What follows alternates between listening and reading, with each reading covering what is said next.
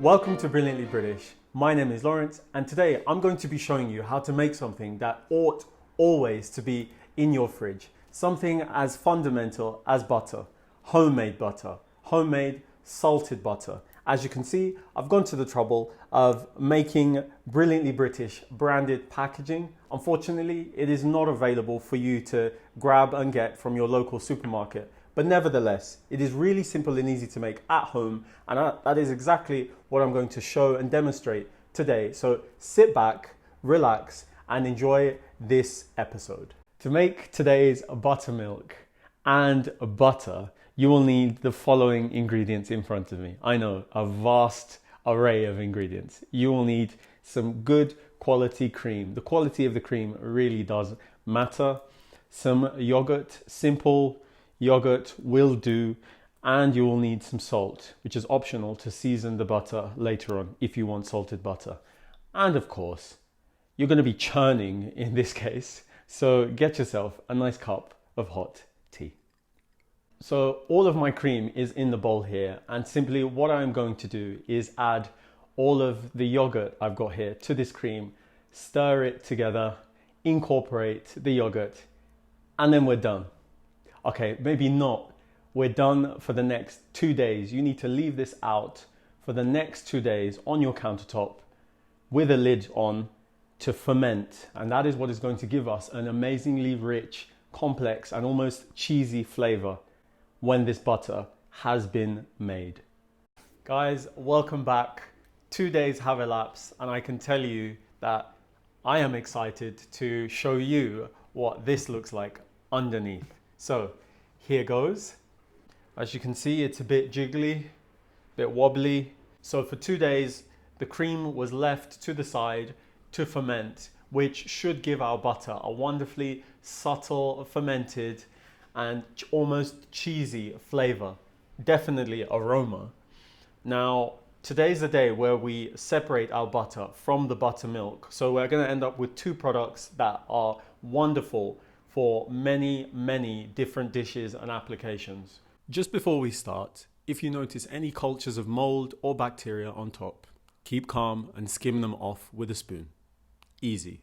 To separate our butter from our buttermilk, I'd recommend you get hold of one of these, an electric whisk, because to do this by hand would be really laborious. So get yourself an electric whisk and just whisk away like this. And what we want to do is go through all of the processes. It's just the same process as making whipped cream, except we're gonna whip this for longer. Now that I've split the butter from the buttermilk, I'll pass the liquid through a sieve to catch any globules of butter. And that, my dear viewers, is how you make buttermilk. In coming episodes, I'll be showing you exactly what can be made with it. As for the butter, we have a few things that must be done first, namely rinsing. To extend the shelf life of your butter, you'll need to rinse away any residual buttermilk within it. To do this, you'll simply need to fill the bowl with cold water. It must be cold. Then stir your butter for a minute or two and then pour out the cloudy water. In my case, I had to do this 6 times, and you'll want to continue to repeat this process until the water is crystal clear. The final thing to do is to try to remove as much water as possible from your butter. I did this by folding and compressing the butter, forcing water within to drain out. Do this for 10 minutes or until the butter releases little or no water. Guys, we have butter. I mean, it looks amazing, smells amazing, and the texture is just fantastic. I mean, look at that. Look at that. As it is now, it is ready for you to just put into a container, put into the fridge, and is ready to use. In my case, I think apart from garlic butter and herb butters, etc., there are a few things better than salted butter. So I'm going to salt mine on the very fine setting because we want very fine grains of salt in this butter. And then in my case, and in your case, if you do the same, it'll be ready to use. And that is how you make homemade butter.